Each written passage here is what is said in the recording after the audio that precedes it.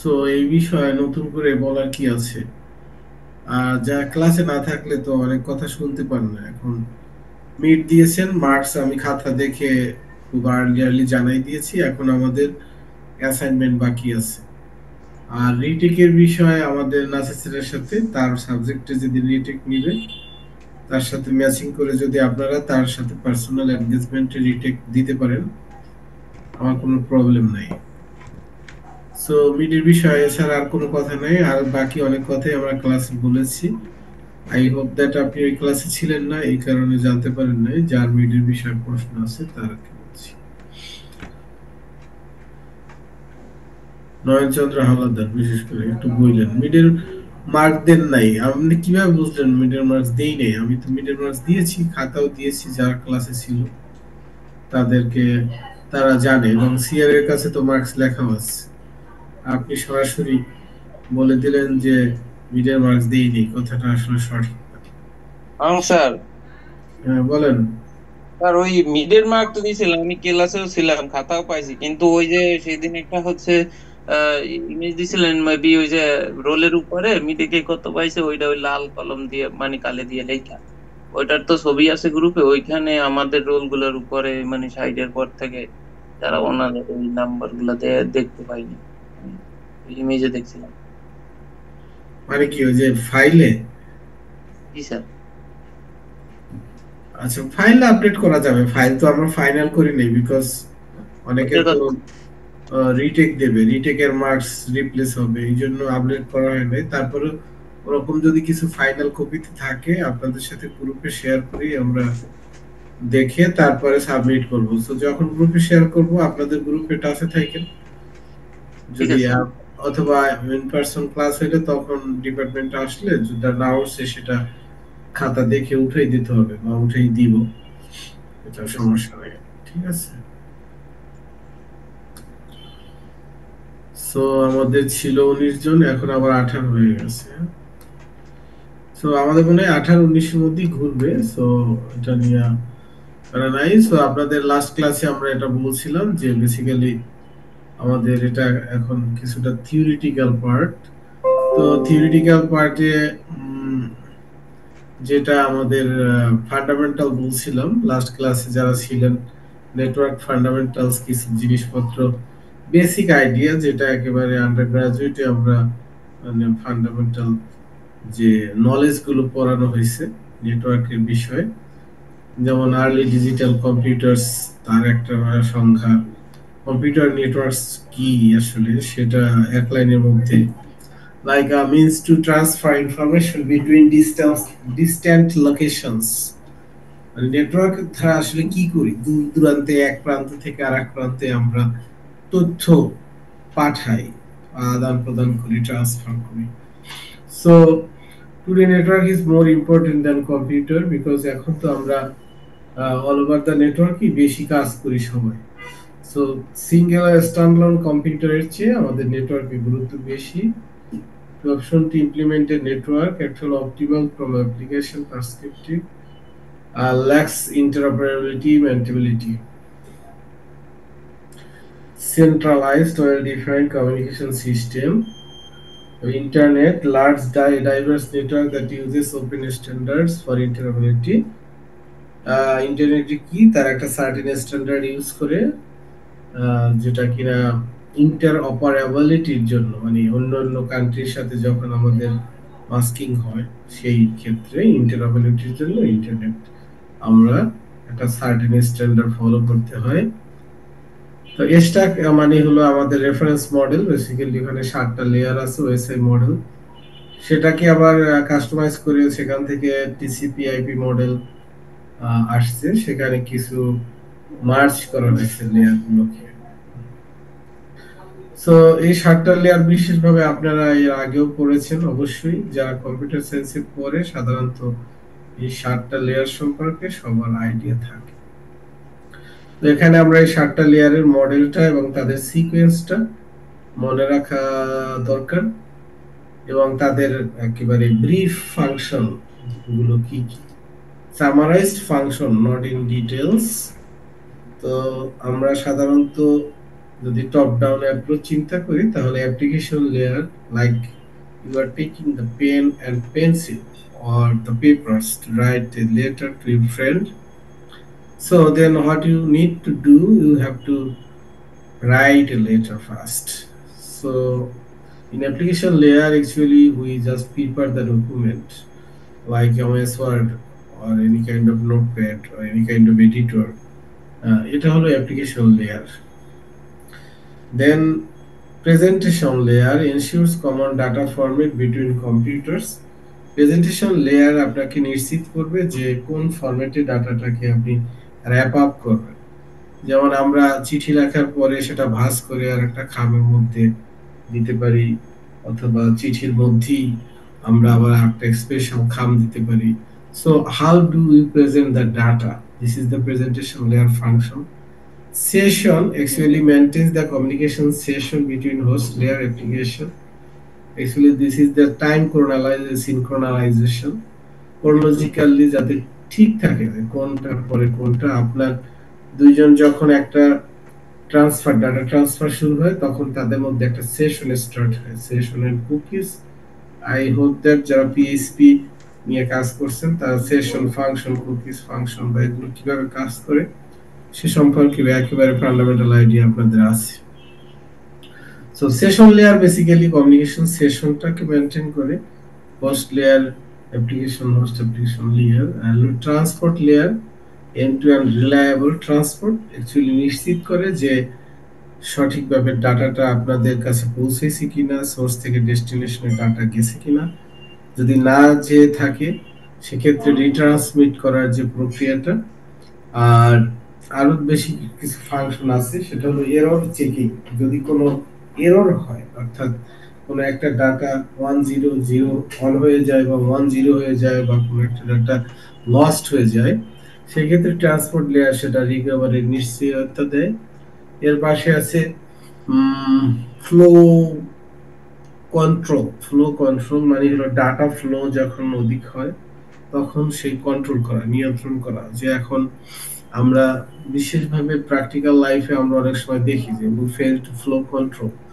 যখন একটা মাত্র বুথ থাকে আর মনে করেন 1000 লোক সার্ভিস নিতে চায়, তখন দেখা যায় যে ওই একটা বুথ দিয়ে 1000 লোক সবাই একই সাথে ঢুকতে চায়, সেখানে আমাদের ফ্লো বেড়ে যায়, তখন এই ফ্লোটা আর নিয়ন্ত্রণে থাকে না। সো ডাটার ক্ষেত্রেও এরকম একটার পরে একটা, যার পরে যার প্যাকেট বা সিগমেন্টের সিকোয়েন্স, এই সিকোয়েন্স অনুযায়ী যাতে ট্রান্সফার হয়, এর জন্য আমাদেরকে ফ্লো কন্ট্রোল করতে হয়, অর্থাৎ data flow control. Human being flow control is different thing than data flow control.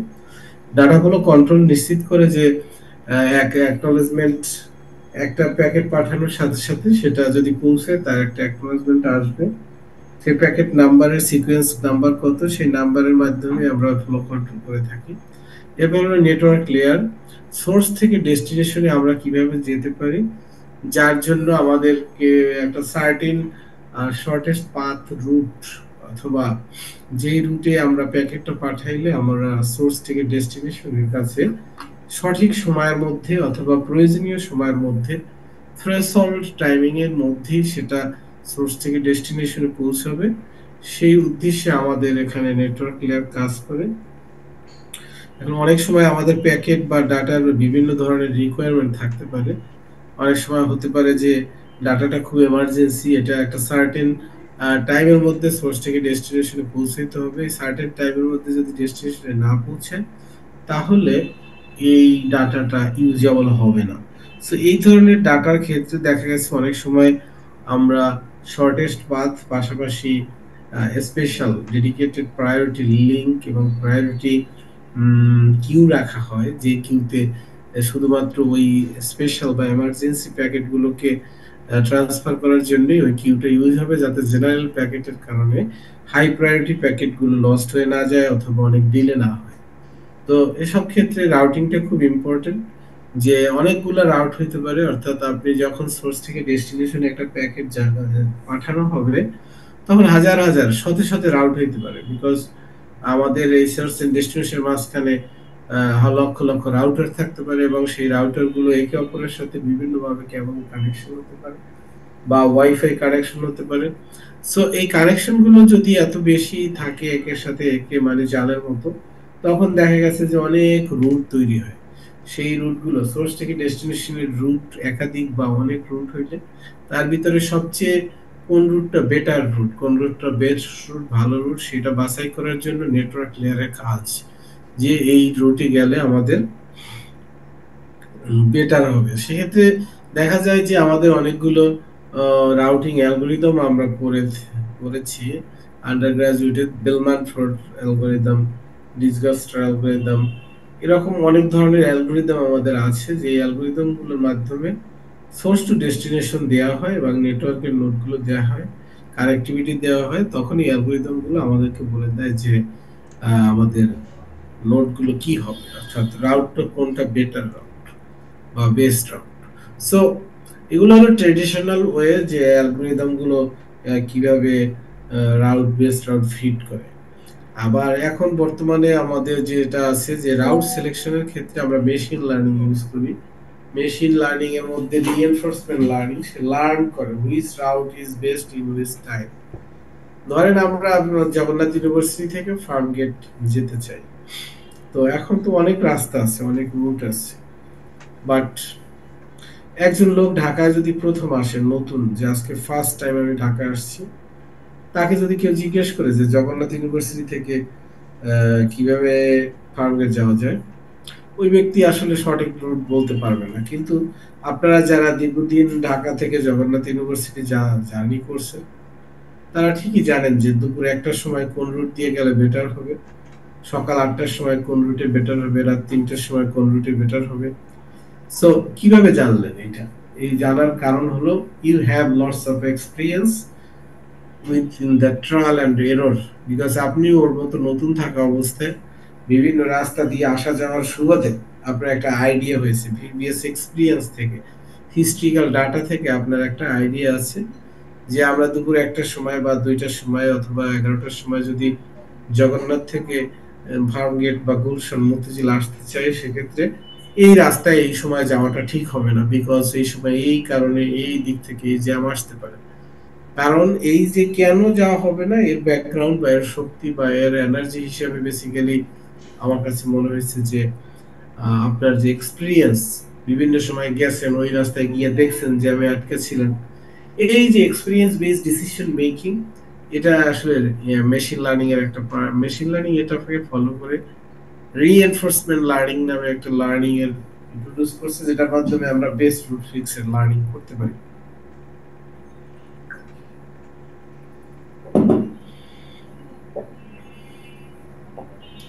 এরপর হলো data link layer. Data link layer provide access to the media and addressing based on physical MAC address. এর আগের ক্লাসে আমরা MAC address সম্পর্কে পড়ছি, তার উপর ভিত্তি করে ওরা মিডিয়ামের মধ্যে ডাটার অ্যাক্সেস নেয়। ফিজিক্যাল লেয়ারের কাজ হলো সরাসরি ডাটাটাকে স্ট্রিম অফ অ্যানালগ পালসে কনভার্ট করে, that close the medium and overseas the transmission of the data. মানে এখন আমেরিকা থেকে বাংলাদেশে আসতে হলে কিভাবে আসে, তখন এই ফিজিক্যাল লেয়ার একটা সিগন্যাল বা পালস ক্রিয়েট করে, যে পালস ওয়েভলেন্থের মধ্যে দিয়ে বা ওয়েভের মাধ্যমে আমাদের কাছে পৌঁছায়।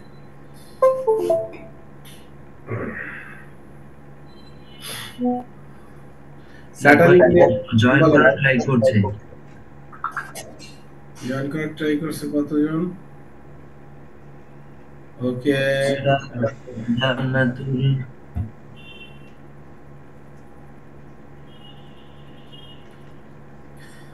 so now the total is 24.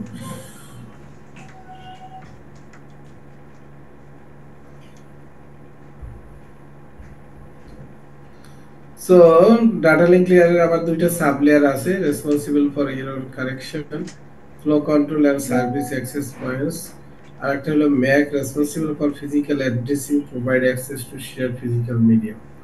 So আমাদের ওএসআই লেয়ার যেটা ছিল সেটাকে আমরা এভাবে সামারাইজ করতে পারি, এবং প্রত্যেক লেয়ারের জন্য কিছু কিছু প্রোটোকল আছে, মানে কিছু রুলস আছে, কিছু নিয়ম আছে, এবং কোন লেয়ারে কোন প্রোটোকলগুলো কাজ করে সেটা এখানে নোট ডাউন করা আছে। মানে SMTP protocol, file transfer protocol, আর একটা হলো এসটিটিপি বা hyper transfer protocol. Hypertext transfer protocol, এটা অ্যাপ্লিকেশন লেয়ারের প্রোটোকল এগুলো। আর প্রেজেন্টেশনের ক্ষেত্রে যে কিভাবে প্রেজেন্ট করা হবে সেক্ষেত্রে আস্কি কোড, জেপিজি বা এমএপিজি মাধ্যমে আরেকটা প্রেজেন্টেশন লেয়ারের প্রোটোকল হিসেবে কাজ করে। সেশন লেয়ারের এসসিপি সেশন কন্ট্রোল প্রোটোকল আছে। ট্রান্সপোর্ট লেয়ারের ক্ষেত্রে টিসিপি ইউডিপি এই দুইটা আছে, যেখানে ইউজার ডায়াগ্রাম প্রোটোকল যেটাকে আমরা ইউডিপি বলি। যেমন টিভিতে আমরা যখন একটা নিউজ দেখি, that is following the UDP protocol, মানে সে ব্রডকাস্ট করে, যার যে মেসেজটা আসলে সে রিসিভ করে, বাকিরা রিসিভ করে না, ডিসকার্ড করে। যেমন ইউডিপি প্রোটোকলে আমরা যখন 10 জনকে মেসেজ পাঠাই, সবাইকে মেসেজ পাঠাই, কিন্তু একজন রিসিভ করে, যে ওইটার ডেস্টিনেশন। এবার নেটওয়ার্ক লেয়ারে এখানে হলো আইপি প্রোটোকল বা ইন্টারনেট প্রোটোকল, ডাটা লিঙ্ক লেয়ারে হলো পয়েন্ট টু পয়েন্ট প্রোটোকল, আর একটা হলো ethernet protocol, frame relay. Physical লেয়ারে আছে ক্যাট3, কেবল 5, কেবল 3, এগুলো যে সিস্টেম, এই কেবলগুলো সেগুলো। সো এই আপার লেয়ারস আর লোয়ার লেয়ারস, এই যে সেশন লেয়ার থেকে শুরু করে বা প্রেজেন্টেশন লেয়ার থেকে শুরু করে ফিজিক্যাল লেয়ার পর্যন্ত যে 7টা লেয়ার আছে, এই 7 লেয়ারের মডেলকে আমরা ওএসআই মডেল হিসেবে জানি। সেই ওএসআই মডেলটাকে আবার কিছু কিছু লেয়ারকে মার্জ করে আমাদের একটা নতুন মডেল বানানো হয়েছে, সেটার নাম হলো টিসিপি আইপি লেয়ারিং মডেল। সেখানে 1 2 3 4 আগে ছিল 7টা লেয়ার, আর আমাদের এখন হলো 4টা লেয়ার। সেই 4টা লেয়ারের ওইভাবে ফাংশনগুলো সামারাইজ করা হয়েছে, আগের ফাংশনগুলোকে একটার সাথে একটা মার্জ করে। তো আমরা এখানে দেখতে পারি যে this is the link layer, network layer, transport layer, integration layer. So কোন লেয়ারগুলো মার্জ করে কোনটা হয়েছে তার জন্য আমরা এটা দেখতে পারি। এই যে ছবিটা আমাদেরকে বলে দিবে যে প্রথম যে 3টা লেয়ার ছিল, অ্যাপ্লিকেশন, প্রেজেন্টেশন আর হলো সেশন, এই 3টে লেয়ার মিলে একটা লেয়ার হইলো, সেটার নাম হলো অ্যাপ্লিকেশন লেয়ার। মানে অ্যাপ্লিকেশন লেয়ার হলো, তার মানে টিসিপি আইপি লেয়ার মডেলের ক্ষেত্রে শুধু অ্যাপ্লিকেশন লেয়ার, যেটা কিনা ওএসআই মডেলের ক্ষেত্রে ছিল 3টা, একটা হলো অ্যাপ্লিকেশন, একটা হলো প্রেজেন্টেশন, একটা হলো সেশন। তো এর পরবর্তীতে দেখেন যে ট্রান্সপোর্ট লেয়ার ওএসআই মডেলে যেভাবে ছিল, ঠিক এইখানে টিসিপি আইপি মডেলে সেম ভাবেই থাকবে। এখানে কোনো বৃদ্ধি বা হ্রাস কোনোটাই নাই, অর্থাৎ এই লেয়ারটা আগে যেরকম ছিল অ্যাজ ইট ইজ সেরকম থাকবে। নেটওয়ার্ক লেয়ারটাও আগে যেরকম ছিল অ্যাজ ইট ইজ সেরকম থাকবে। বাকি যে দুইটা থাকে ডাটা লিংক আর ফিজিক্যাল, সেই দুইটা মিলে একটা হবে নাম, সেটার নাম হলো লিংক লেয়ার। তো আমরা খুব ভেরি ইজিলি সামারাইজ করতে পারি যে প্রথম 3টা এপিএস, এই 3টে মিলে একটা লেয়ার হয়, আর শেষের 2টা মিলেও একটা হয়, তার বাকি থাকে মাঝখানে 2টা, ওই 2টা অ্যাটিটিউডস থেকে যাবে। So there will be in total 4 layers for the TCP/IP model, which was the 7 layers in OSI model. So এই ম্যাপিংটা খুব জরুরি। এরপর আসেন কমন প্রোটোকল, কোন কোন প্রোটোকল এবং তারা কি কি কাজ করে তার একটা ব্রিফ ফাংশন সহ এখানে আমরা সামারাইজ করেছি। সেটা হলো কমন প্রোটোকলস গুলোর নাম কি। আমরা ফার্স্ট কলামে নামগুলো রেখেছি, DNS, ARP, IP, ICMP, TCP protocol, UDP protocol. Already I have discussed some of them. enables us, DNS domain name system enables us to use names rather than numbers to refer to host computers.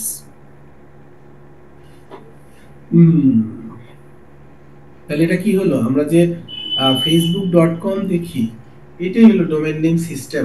এইটার কাজ, এই প্রোটোকলটার কাজই এটা। Domain name system যে আমাদের একটা আছে, সেখানে যদি আমার প্রত্যেকের আইপি অ্যাড্রেস গুলো মনে রাখতো, তাইলে কি হইতো, আমার অনেক হ্যাজার্ড ফিল করতাম। যার কারণে ওখানে ডোমেইন নেম সিস্টেম, অর্থাৎ যেই ডোমেইনের আলাদা আলাদা নাম থাকবে, যেমন google.com।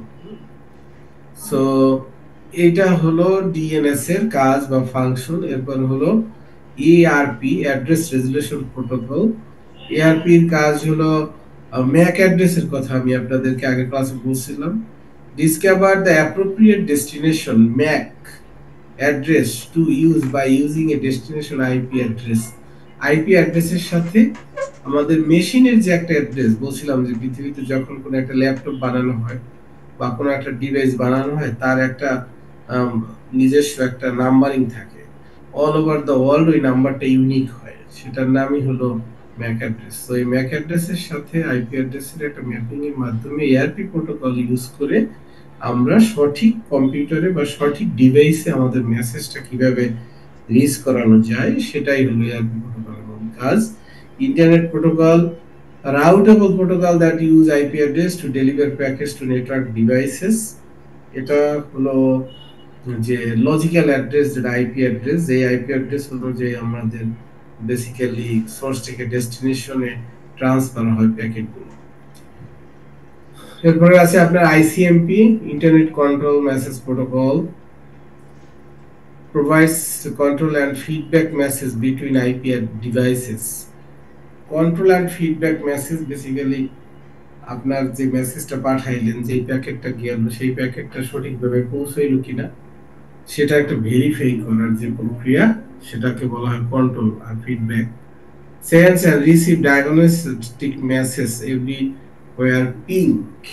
যেমন আমরা বলি না যে হ্যালো, আর একজন ওই দিক থেকে আবার বলে হ্যাঁ হ্যালো, প্রথমে আমরা পিং করে নিই, অর্থাৎ আমরা একে অপরের কথা শুনছি কিনা, there is connection or not, এটা এস্টাবলিশ বা এটা নিশ্চিত করার জন্য যে কাজটা আমরা করি সেটা আইসিএমপি মেসেজের মাধ্যমে করা হয়।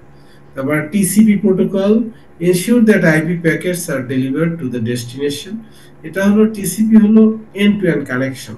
মনে করেন আপনার সাথে আমার ডাটার কমিউনিকেশন হবে, সো আপনার আমার মধ্যে, আপনার আমার কম্পিউটারের মধ্যে একটা কানেকশন এস্টাবলিশ হবে। সেই কানেকশনটা এস্টাবলিশ হয়ে গেলে তখন আমরা ওখানে ডাটা পাঠানো শুরু করি। সেই কানেকশনটা হয় আইপি টু আইপি। তারপর হলো ইউনিফাইড ডায়াগ্রাম প্রোটোকল, যেটাকে বলা হয় UDP, lighter weight transport layer protocol.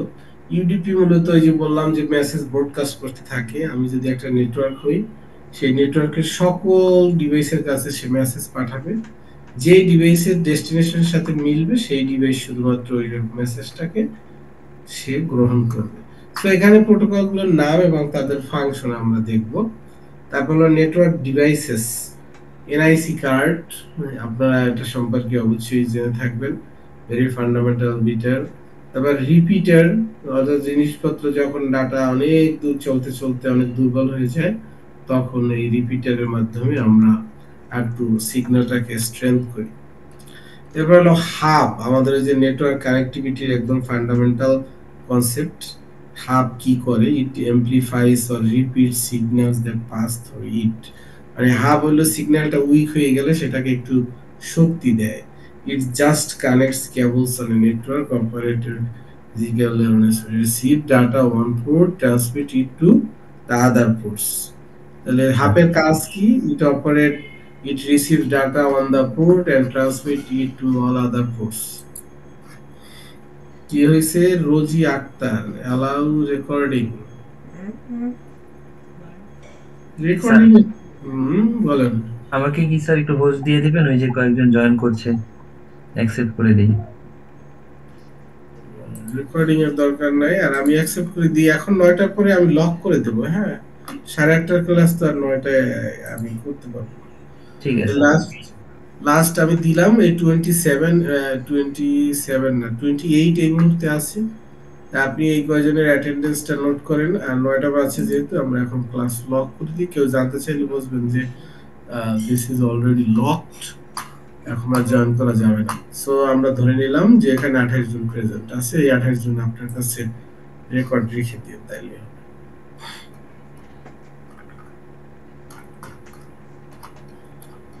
ওকে, সো এটা হলো আমাদের একটা লেকচার। তো এই লেকচারে এখন যা পড়াচ্ছি একেবারে ফান্ডামেন্টাল বিষয়। অ্যাক্টিভ হাফের কাজ কি, ব্রিজের কাজ কি, ব্রিজ তখন কি করে, দুইটা সেগমেন্টকে কানেকশন করে, দুইটা আলাদা আলাদা নেটওয়ার্ক সেগমেন্ট। যারা নেটওয়ার্ক আগে করছিল তারা জেনে থাকবেন, ভেরি ইজি ওয়ে। এবার হলো switch, a multiport bridge, it has several inputs and outputs leading to and from host that the switch interconnects। তারপর আছে কি, হাব আছে, সুইচ আছে, সবাইকে একসাথে দেখানো হয়েছে। রাউটার, রাউটার আমাদের ইন্টেলিজেন্ট হাব একটা, it connects multiple segments, multiple networks acts as a dispatcher choosing the best path from travel source to receive quickly। মানে ওরা মানে প্রিভিয়াস যে ট্রেডিশনাল রাউটিং সিস্টেমটা ছিল সেই রাউটিং সিস্টেমে আমাদের রাউটারদের মধ্যেই আসলে অ্যালগরিদম গুলো থাকতো এবং এই অ্যালগরিদম গুলো ভালো একটা রুট চুজ করতো।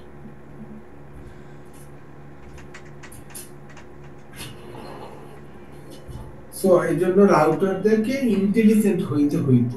বাট বর্তমান যে আমাদের টেকনোলজি আছে, অর্থাৎ আমাদের নেটওয়ার্কিং এর যে ডেভেলপ হইতে হইতে এখন এমন একটা পর্যায়ে আছে, এখন আর আমাদের এই রাউটার সিস্টেমটাকে রিপ্লেস করার জন্য নতুন সফটওয়্যার ডিফাইন্ড নেটওয়ার্ক নামে নতুন নেটওয়ার্ক আর্কিটেকচার আসছে। সেই আর্কিটেকচারের ক্ষেত্রে মূলত রাউটারের জায়গায় ভার্চুয়াল সুইচ বা ভি সুইচ ইউজ করা হয়, হ্যাঁ, বা ওপেন ফ্লো সুইচ ইউজ করা হয়। এই ওপেন ফ্লো সুইচগুলো হলো ওপেন ফ্লো একটা প্রোটোকল, সেই প্রোটোকলের উপর ভিত্তি করে ওপেন ফ্লো সুইচগুলো অপারেট হয়।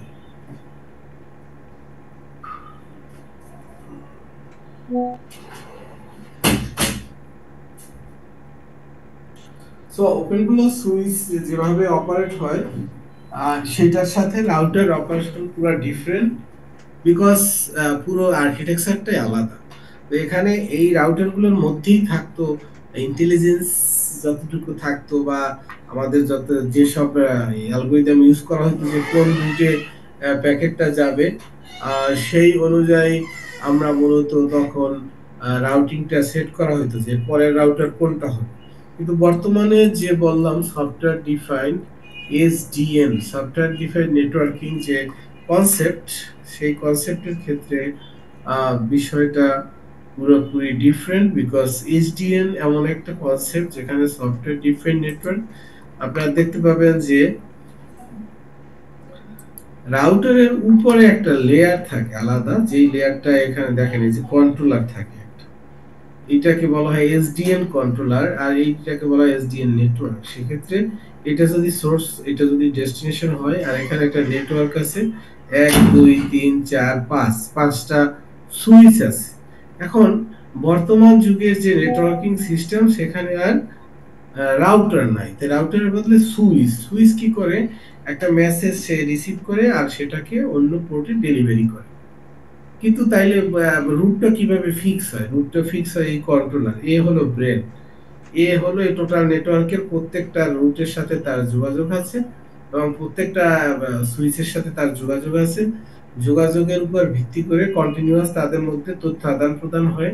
তার এই কিউতে কতগুলো প্যাকেট আছে বা এই মুহূর্তে এই সুইচটা অ্যাক্টিভ আছে নাকি নাই, এই সব কিছুর উপর ভিত্তি করে এই কন্ট্রোলার একটা রুট সেট করে যে কোন রুটে ডাটা যাবে। যে রুট সে সেট করে সেইটা আবার সবাইকে জানাই দেয় যে এরকম একটা প্যাকেট এই আইপি থেকে আসলে তুমি এই রুট দিয়ে এখানে পাঠিয়ে দাও।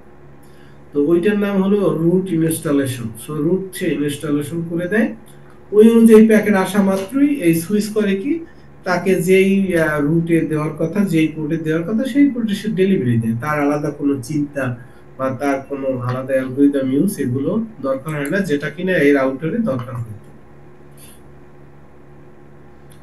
সো এখানে আবার সামারি আছে যে তাদেরকে কিভাবে আমরা একে অপরের সাথে কম্পেয়ার করতে পারি। হাব, সুইচ, রাউটার, তাদের পার্থক্য কি, এগুলো আপনারা পড়বেন। এগুলো সবই আপনাদের অনার্স লাইফে পড়াশোনা, ছোটখাটো বিষয়। এরপরে আরো কিছু সংজ্ঞা টাইপের কিছু জিনিসপত্র আছে, যার মধ্যে এখানে আছে সার্ভার কি জিনিস, ফায়ারওয়াল কি জিনিস, গেটওয়ে কি জিনিস। এই তিনটে জিনিস যদি দেখতে চাই, সার্ভার, সার্ভার মানে হলো সেও একটা কম্পিউটার, জাস্ট কনফিগারেশনটা আলাদা। আমরা একটা কম্পিউটার, আমরা হলাম ক্লায়েন্ট। আর একটা হলো সার্ভার, সার্ভারকে যেভাবে আমরা কনফিগার করি যদি সার্ভার হিসেবে কোনো কম্পিউটারকে, তাহলে সেটা সার্ভার কম্পিউটার, এবং সেই সার্ভার কম্পিউটার থেকে আমরা ক্লায়েন্টরা যে কোনো সময় ডাটা অ্যাক্সেস করতে পারি সার্টেন একটা প্রোটোকল মেইনটেইন করে। It handles user requests for access to computer and network resources. It provides authentication, authorization, accounting services for an enterprise. So server, যে কোনো একটা সার্ভার আপনি নিজের বাসায় চাইলে বসাইতে পারেন। সেক্ষেত্রে সার্ভারের সাথে যারা বাকিরা আপনার সার্ভার থেকে ডাটা অ্যাক্সেস করবে তারা ক্লায়েন্ট হিসেবে কাজ করবে। এজন্য সার্ভার ক্লায়েন্ট সার্ভার টেকনোলজি আলাদাভাবে একটা বিষয়, আলাদাভাবে একটা পড়ার বিষয়। তারা কিভাবে কমিউনিকেট করে, কিভাবে কমিউনিকেশন করে, কিভাবে সকেটের মাধ্যমে সেশন মেইনটেইন করে, সকেট ওপেন করে, সকেট ক্লোজ করে, এগুলোর জন্য আলাদা প্রোগ্রামিং বা কোডিং সিস্টেম মেইনটেইন করতে হয়। So main concept of the server is a very simple computer. Basically, this is the powerful computer. The processing power is so high because সেহেতু অনেক রিকোয়েস্ট তাকে মেনটেন করতে হবে, প্রসেস করতে হবে, এই জন্য তার ইয়েটা অনেক বেশি থাকে, পাওয়ারফুল থাকে। দেন ফায়ারওয়াল কি? Security guard. It acts as a security guard between the internet and our local network. অর্থাৎ জগন্নাথ ইউনিভার্সিটি যদি একটা নেটওয়ার্ক থাকে, সেই নেটওয়ার্কের মধ্যে যদি বাইরে থেকে কোনো একটা প্যাকেট ঢুকতে চায়, তাকে কিছু স্ক্রিনিং এর মাধ্যমে যেতে হয়, তাকে কিছু চেকিং এর মাধ্যমে যেতে হয়। লাইক আমরা গেট থেকে যদি ঢুকতে যাই, সবসময় চেক করে না, স্টুডেন্টদের দেখলেই বুঝতে পারে, বাট ওরা যদি দেখে যে ডিফারেন্ট কোনো লোক আসছে যাকে স্টুডেন্টের মতো লাগে না, তাদেরকে অনেক সময় জিজ্ঞাসা করে যে আপনি কার কাছে যাবেন, কোথায় যাবেন, এইসব। যেমন আমাদের অনেক সময় গাড়ি দেখলে ওরা জিজ্ঞেস করে গাড়িতে কি আছে বা কার গাড়ি ঢুকলো। ইট provides control data access between networks. অর্থাৎ লোকাল এরিয়া নেটওয়ার্ক থেকে বাইরের নেটওয়ার্কে ডাটা যাবে, বাইরের নেটওয়ার্ক থেকে লোকাল এরিয়া নেটওয়ার্কের মধ্যে ডাটা ঢুকবে, এর মাঝখানে ওখানে একটা স্ক্রিনিং হয়, সেটার নামই হলো ফায়ারওয়াল।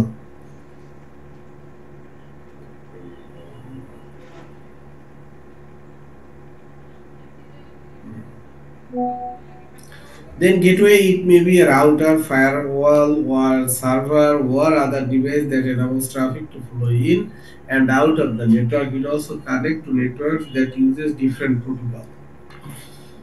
So এটা অনেকটা ফায়ারওয়ালের মতোই, বাট এর মধ্যে একটু ডিফারেন্ট আছে। সেটা হলো যে রাউটার হতে পারে, সে মূলত একটা আসলে বেসিক্যালি ডিভাইস বা যেমন একটা কম্পিউটার, সে একটা সিকিউরিটি গার্ড আর ফায়ারওয়াল অনেক সময় ইন্টারচেঞ্জেবল হয়ে থাকে। আর এটা হলো এসআই লেয়ারে কিভাবে কিভাবে কাজ করে, কার সাথে কোথায় কমিউনিকেশন করে, এই দিক দিয়ে যদি শুরু হয় অ্যাপ্লিকেশন লেয়ার, তারপরে কিভাবে ফিজিক্যাল লেয়ার, তারপরে এটা হলো রিসিভার, সেন্ডার রিসিভার, কিভাবে কমিউনিকেশনটা হয় তার একটা স্ন্যাপশট এখানে আছে। তাহলে ম্যাক অ্যাড্রেস, যেটা গত ক্লাসে আমি অলরেডি পড়িয়েছি, আপনারা যে কোনো প্রোডাক্ট দেখলে সেখান থেকে ম্যাক অ্যাড্রেস কিভাবে বের করতে পারবেন, এবার কোন বিটগুলো কি মেইনটেইন করে। যেমন 6 অক্টেট, 6 অক্টেট মানে হলো 48 বিট, 6 বাইট, এক একটা 8 বিট করে, এরকম 6টা বাইট আছে। প্রত্যেক বাইটের জন্য আলাদা আলাদা ভাবে ব্যাখ্যা বিশ্লেষণ এখানে করা আছে। তাহলে কোনটার মধ্যে কি আসলে কোন কোডগুলো কিসের জন্য ইউজ হয় সেটার ডিটেইলসটা এখানে বলা আছে। তারপর হলো আইপি অ্যাড্রেস, এটাও আপনারা অবশ্যই আগেও পড়েছেন, তারপরে এখনো আবার দেখতে পারেন যে কতগুলো ক্লাস আছে, কোন আইপি গুলো ব্লক আছে, কোন আইপি গুলো কোনোভাবে কখন ইউজ করা যাবে না, ক্লাস এ অ্যাড্রেস, ক্লাস বি অ্যাড্রেস, এবং কত বিট টোটাল, IPv4 আর একটা হলো IPv6। তো বেসিক্যালি এখানে IPv4 নিয়ে কথাবার্তা বলা হয়েছে। আর এখানে আছে কতগুলো টোপোলজি, যে নেটওয়ার্ক গুলো কোন কোন টোপোলজি হইতে পারে বা থাকতে পারে। পয়েন্ট টু পয়েন্ট টোপোলজি, একটার সাথে আরেকটা কানেক্টেড। স্টার টোপোলজি, যেখানে একটা সেন্টারে একটা হাব থাকে, সেই হাবগুলোর সাথে অনেকগুলো অর্কেস্ট্রেশন কানেক্টেড থাকে। সেই অর্কেস্ট্রেশন গুলো হাবের মাধ্যমে একে অপরের সাথে যোগাযোগ হয়। মেশ টেকনোলজি, যেখানে সবগুলো কম্পিউটার সবগুলোর সাথে কানেকশন থাকে, এক ফ্রেন্ডের সাথে যদি বাকি 3 ফ্রেন্ডের সেম টাইপ অফ কানেকশন থাকে তখন এটাকে মেশ কানেকশন বলা হয়। যেমন আমরা এখানে স্ট্যান্ডার্ডে দেখতে পারি যে এখানে যে কয়টা ল্যাপটপ আছে প্রত্যেকের সাথে কানেক্টিভিটি আছে, দিস ইজ মেশ। এটা হলো বাস, এখানে একটা সার্ভার থাকে, বাকি সবাই এই সার্ভার থেকে ডাটা অ্যাক্সেস করে, ব্যাকবোন একটা কেবলের সাথে তারা কানেক্টেড থাকে। এবার রিং এর মতো আকৃতিতে যদি কানেকশন হয় তাহলে রিং, আর একটা হলো ট্রি, যদি একাধিক স্ট্রাকচার আলাদা হয় তখন হলো যে হাইব্রিড। সো এই হলো একটা লেকচার শীট, এটা আপনারা পড়বেন সবাই। এই লেকচার শীট থেকে আমাদের কিছু কোশ্চেন থাকবে অবশ্যই। এবারে আমরা দ্বিতীয়টায় চলে যাই।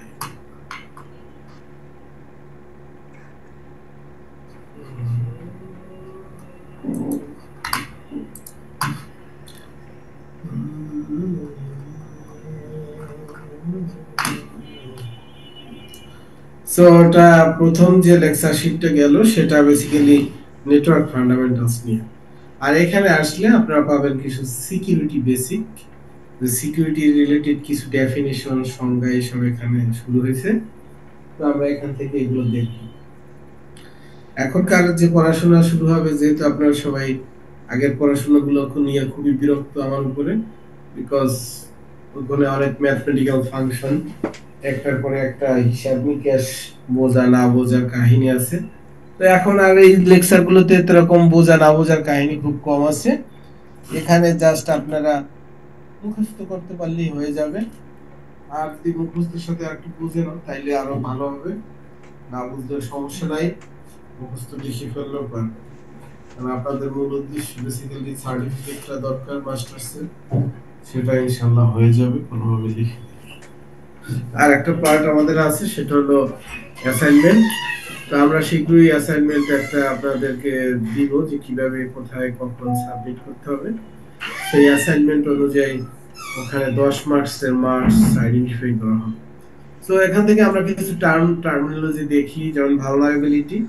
এটা হলো দুর্বলতা, কোন একটা সিস্টেমের weakness.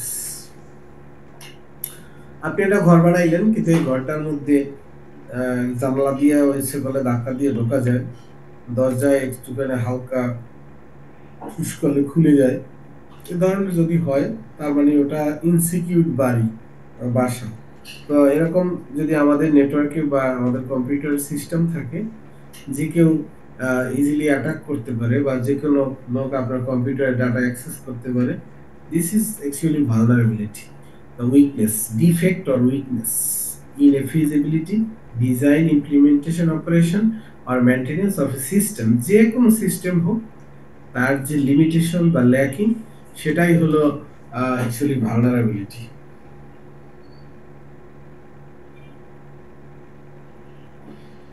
So vulnerable system is vulnerable, এটার নাম। যদি ওই সিস্টেমকে ইজিলি অ্যাটাক করা যায়, সেটার নাম হলো সিস্টেম ইজ ভালনারেবল।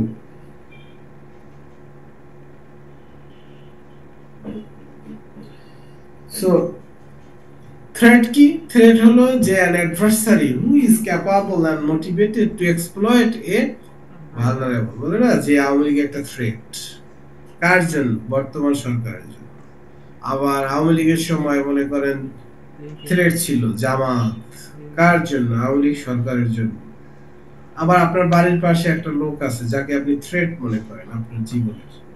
সো কেন থ্রেট মনে করি? বিকজ সে আপনার ক্ষতি করতে পারে, ক্ষতি করার ক্যাপাবিলিটি আছে।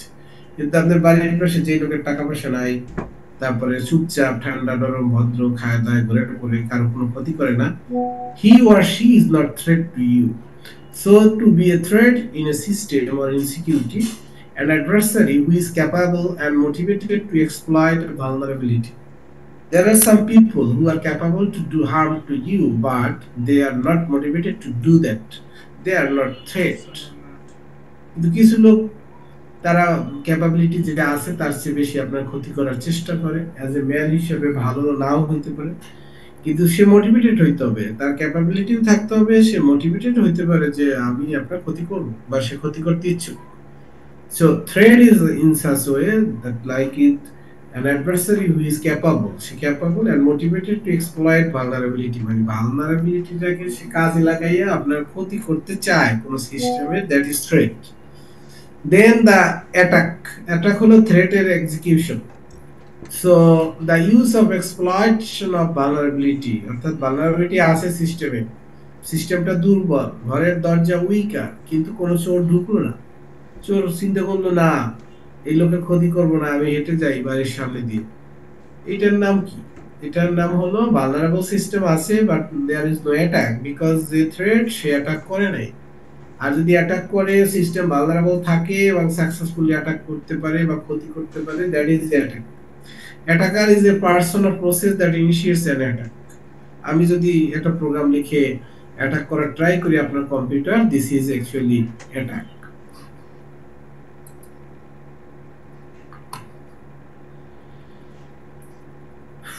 সাতাইশ জন, একজন কমে গেল কিভাবে?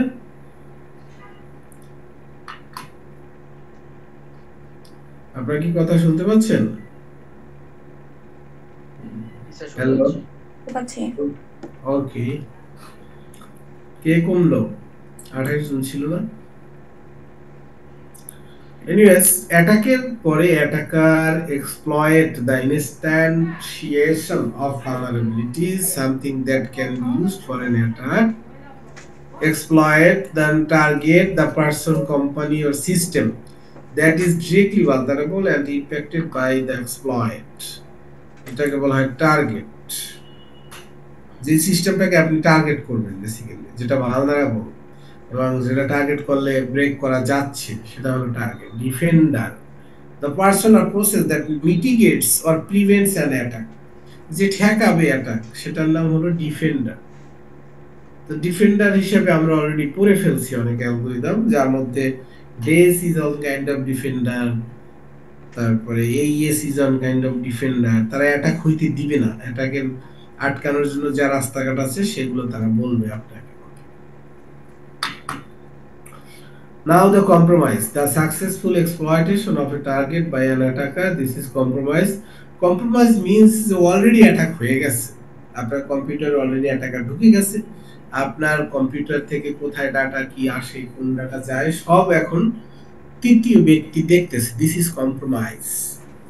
Risks, a qualitative assessment describing the likelihood of an attacker threat using an exploit to successfully bypass a defender, attack a vulnerability and compromise the system.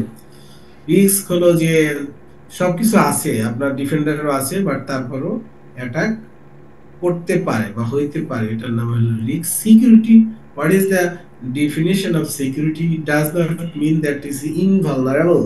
Security never ensures that your system is invulnerable. Your system will be still vulnerable, but what does security means? Security means vulnerable, but সেই vulnerability-টাকে use করা is not so easy. It will take more time. It will be very tricky, and it will be a competition between the attacker and security provider. Security provider are continuous, একটার পর একটা technology তারা deliver করবে বা design করবে, একইভাবে অ্যাটাকাররাও সেই একটার পর একটা সিস্টেমে তারা অ্যাটাক করবে, অর্থাৎ তার সিকিউরিটি ব্রেক করার ট্রাই করবে। It means that in a general use environment the system will not be openly vulnerable to attacks. আর ইজিলি খোলা রেখে দিছি দরজা, not like this. Security means দরজা আছে, আটকানোর ব্যবস্থা আছে, তালা আছে, সব আছে। আর সব থাকা মানেই যে এটা অ্যাবসুলেট, একদম ভালনারেবিলিটি আর নাই তা না। ভালনারেবিলিটি আছে, বাট ইটস হার্ডার। ঘর ভাঙতে ভাঙতে সকাল হয়ে যাবে, চোর তো তাইলে আর চুরি করতে পারবে না, like this vulnerability. Data loss or privacy issue, attackers may still be able to access a secure system, but it will be much more difficult for them and the attacks may be more easily detected. Attack হইতে পারে, হইছে, কিন্তু detect করা গেছে, এটার নাম security. In computer networking, security is the mitigation of undesirable information flow. Risk management refers to the process of mitigation security issues. So there is some new word, this is mitigation. Mitigation বলতে হলো protection. কোনো attack হয়েছে সেটাকে আমরা কিভাবে recover করতে পারি, এটা হাত থেকে রক্ষা পাইতে পারি, এটার নাম হলো প্রোটেকশন। সো কমন অ্যাটাক, প্রথম একেবারে ইজি ভেরি সিম্পল অ্যাটাক, সেটার নাম হলো এভসড্রপিং। What is এভসড্রপিং? এই অ্যাটাকের নাম জানতে হবে, অ্যাটাকের ব্যাখ্যা জানতে হবে, অ্যাটাকের ডেফিনিশন জানতে হবে। তাহলে ফার্স্ট একটা common attack, it is an old and effective method for stealing private information. Eavesdroppers may intercept data from network traffic using a networking device and a packet sniper. So eavesdroppers may intercept data. Intercept data means আমি আপনার কাছে data পাঠাইলাম অথবা রহিম করিমের কাছে data পাঠাইলাম, তৃতীয় এক ব্যক্তি কি করলো, মাঝখানে বসে রইল, যার কাছে ডাটা পাঠাইলো তার কাছ থেকে সিনটাই করে চিঠিটা নিয়ে গেল, this is eavesdropper. So in our logical system, eavesdropper may intercept data from network using a networking device. So এখানে হাতে কারাকারির ব্যবস্থা নাই, একটা ডিভাইস থাকে, সেই ডিভাইস ওই যে ডাটাটা গেছে তার যে ফ্রিকোয়েন্সি, সেই ফ্রিকোয়েন্সিতে সে বসে থাকে যাতে ডাটা তার কাছে পৌঁছে। and a packet sniper software, এটা একটা কোড বা সফটওয়্যার বা টুলস, এই টুলস এর মাধ্যমে এই এভসড্রপারস একটা অ্যাটাক বা এভসড্রপিং অ্যাটাকটাকে লঞ্চ করা হয়। A packet sniper or network sniper is a program for monitoring incoming network traffic. So ওই যে একটা উনি আলাদা টাওয়ার বসাই নিল, সেটা থেকে আমরা বলতেছি নেটওয়ার্কিং ডিভাইস, সেই টাওয়ারে ওই নির্দিষ্ট ফ্রিকোয়েন্সির সকল প্যাকেট ধরতে পারবে। ধরার পরে সেটাকে আমরা ডায়াগনোসিস করে প্যাকেট স্নাইপার দিয়ে অরিজিনাল মেসেজটাকে পেতে পারি। When connecting a router to the internet, for example, one can use a packet sniper to capture all the IP packets going through that router. তারও কিছু এরকম টুলস আছে like TCP dump, Wireshark, and network sniper widely used today, which are available as free downloads. এগুলো easily পাওয়া যায়, এগুলো দিয়ে আপনি চাইলেই যে কোনো নেটওয়ার্কের ডাটাকে রিকভার করার ট্রাই করতে পারেন। Eavesdropper wireless communication is easier, the attacker simply needs to place a receiver with the same radio frequency of the wireless network. যে বললাম না, যে ফ্রিকোয়েন্সিতে আপনি ডাটা পাঠাচ্ছেন সেম ফ্রিকোয়েন্সিতে যদি ডাটা পাঠায় তারা, তাহলে ওই তৃতীয় ব্যক্তি তারা সব রিসিভ করতে পারে। বেস্ট ডিফেন্স কি? As encryption. যে এনক্রিপশন আমরা অলরেডি করে ফেলছি, অর্থাৎ সিম্পল আমরা কোনো ডাটা পাঠাবো না, সাইবার টেক্সট হিসেবে ডাটা যাবে, যেই ডাটা ওরা ধরে ফেললেও আমাদের কোনো সমস্যা হবে না এভসড্রপিং অ্যাটাকের মাধ্যমে। So first defence is the encryption, DES এর মাধ্যমে করতে পারি, এস এর মাধ্যমে করতে পারি। There are some more definitions like cryptanalysis. It is the art and science of finding useful information from ciphertext data without knowing the decryption keys. তো আপনি একটা ডাটা কেউ একজন এনক্রিপশন করে পাঠাইছে, এখন তৃতীয় পক্ষ যদি সেই ডাটাটাকে রিট্রাইভ করতে পারে এবং তার কাছে ডিক্রিপশন কি নাই, তারপরে যদি সে ওই ডাটাকে ডিক্রিপ্ট করে অরিজিনাল মেসেজ রিট্রাইভ করতে পারে, সেটার নাম হলো ক্রিপ্টানালাইসিস, অর্থাৎ অ্যাটাকাররা যে কাজটা করে তার নামই cryptanalysis. Best defence mechanism, sophisticated mathematics and longer keys. এই যে আপনাদেরকে আমি অনেক জটিল জটিল প্রসেসের মধ্যে অ্যালগরিদম শিখিয়েছিলাম, সেটা হলো এই অর্থটা, এটাই হলো সেই ডিফেন্স। সফিস্টিকেটেড ম্যাথমেটিক্স, মানে একটার পর একটা, যেরকম আপনারা ডেসের মধ্যে দেখছিলেন হিউজ পরিমাণ, প্রথমে পারমুটেশন, তারপরে সেই পারমুটেশনকে আবার দুই ভাগে ভাগ করে আবার লেফটে গেল একটা, রাইটে গেল একটা, সেখানে একটা ফাংশন, সেই ফাংশনের মধ্যে ঢুকে আবার সে বেড়ে গেল, এক্সপানশন ডি বক্স, সেখানে আবার কি আসলো, কি এসে একজোড় হইলো, তারপর আবার আমরা তাদেরকে রিডিউস করলাম, অর্থাৎ রিডিউস করে তাদেরকে আবার আমরা ছোট করলাম, ছোট করে আবার তাদেরকে একটা আইপি করলাম,